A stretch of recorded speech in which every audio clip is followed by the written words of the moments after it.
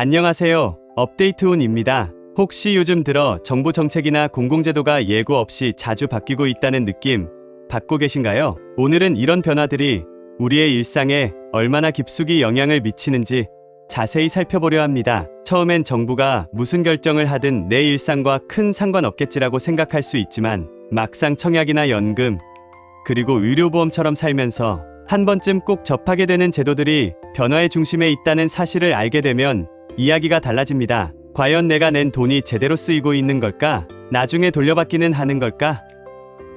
하는 물음들이 자연스럽게 떠오르죠. 그래서 오늘 영상에서는 요즘 사람들 사이에서 뜨겁게 언급되는 주택 청약, 실손보험, 그리고 국민연금과 기초연금까지 흔히 국민생활 4대 분야라 불릴 법한 제도가 어떻게 바뀌고 있는지 정리해 보겠습니다. 영상 보시면서 혹시 궁금한 점이 생기면 언제든지 댓글로 참여해주세요. 혼자 고민하기엔 정보도 너무 방대하고 바뀌는 속도도 빠르니까요. 자, 먼저 주택청약 제도부터 살펴볼게요. 한때는 월 10만 원씩 꾸준히 적립만 하면 내 집 마련 기회를 잡을 수 있다라는 희망이 담긴 서민 정책처럼 여겨졌습니다. 그런데 최근 들어 이 납입 한도를 월 10만 원에서 최대 25만 원까지 높이면서 상황이 급변했습니다. 예전에는 적은 돈이라도 오래 납입하면 그 진정성을 인정해 주겠다라는 느낌이었지만 이제는 여유가 있는 사람이라면 더 많이 넣고 순식간에 높은 점수를 얻을 수 있다라는 방향으로 바뀐 거죠.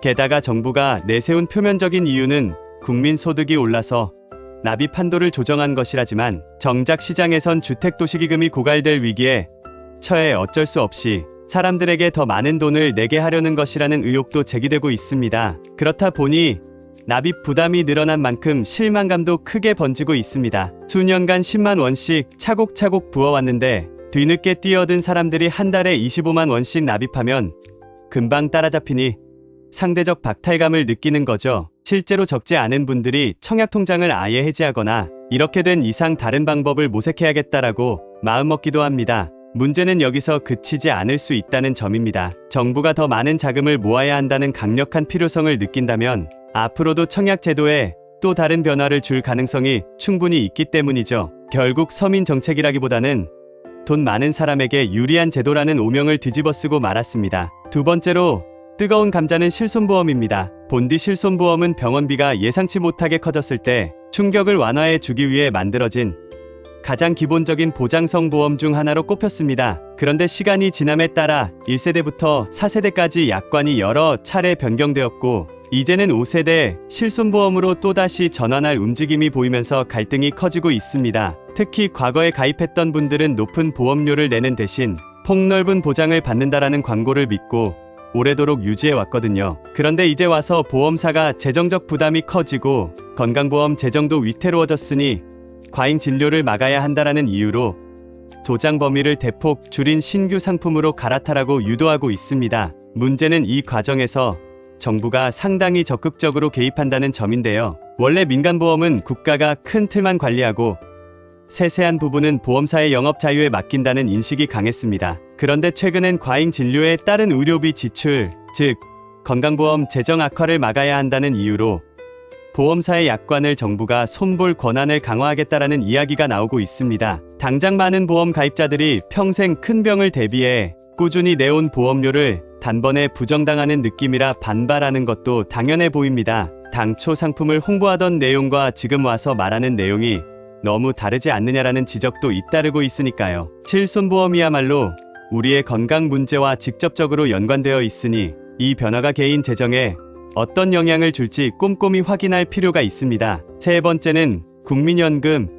아마 많은 분들이 국민연금이 머지않아 고갈된다더라라는 뉴스를 들어보셨을 겁니다. 실제로 정부와 여러 연구기관에서 밝힌 전망에 따르면 저출산 고령화 추세가 가파르게 이어질 경우 2030년 뒤에는 기금이 바닥날 수 있다는 우려가 큽니다. 그래서 정부가 내놓은 대안 중 하나가 지금보다 더 많이 납입하고 그 대가로 나중에 더 많이 수령한다라는 형태의 개혁안입니다. 예를 들어 월급이 300만 원대인 직장인이라면 예전에는 20만 원 후반대의 연금, 보험료를 냈다면 앞으로는 40만 원 안팎까지 인상될 수 있고 그만큼 미래에 받는 연금도 늘어나도록 만들겠다는 것이죠. 하지만 전문가들은 실질적으로 더 내고 더 받는다는 말을 그대로 믿긴 어렵다라고 비판하고 있습니다. 납입액이 큰 폭으로 오르면 현재 소득이 그다지 넉넉하지 않은 사람들에게는 당장 가처분 소득이 줄어드는 부담이 생깁니다. 그리고 미래에 받는 연금이 얼핏 보면 증가하는 것 같아도 물가 상승이나 인구 구조 변화로 인해 상대적인 가치가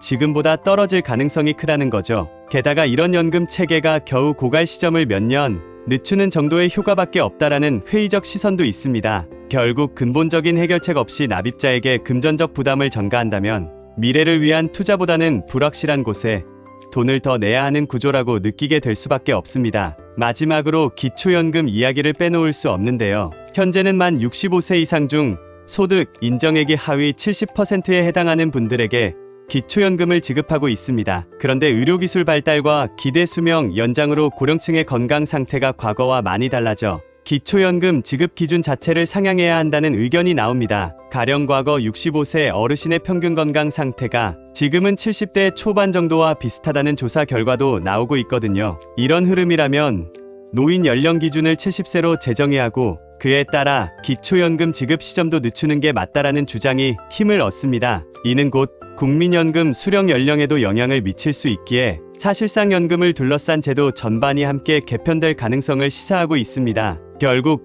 이 모든 변화의 공통된 배경에는 재정 확보라는 절박한 과제가 자리 잡고 있습니다. 국가의 곳간이 비어가면 필연적으로 여러 제도를 손볼 수밖에 없죠. 문제는 이렇게 잦은 개편과 함께 정작 당사자인 국민들의 목소리가 제대로 반영되는가 하는 점입니다. 청약도 실손보험도 연금들도 모두 내가 낸 돈이거나 앞으로 내야 할 돈인데 어떻게 운용되고 나중에 어떻게 되돌아올지를 국민이 안심하고 믿기란 쉽지 않은 상황이 되어버렸습니다. 그래서 이번 영상을 통해 강조하고 싶은 건 제도가 바뀔 때마다 그냥 남들 하는 대로 따라가기보다는 자기 상황과 미래 계획을 꼼꼼히 따져봐야 한다는 점입니다. 그때그때 나오는 정부 발표나 전문가들의 분석을 활발하게 찾아보는 것도 중요하겠지요. 오늘은 최근 이슈가 되고 있는 주택 청약, 실손보험, 국민연금, 그리고 기초연금의 주요 변화와 쟁점들을 전반적으로 훑어봤습니다. 알고 보면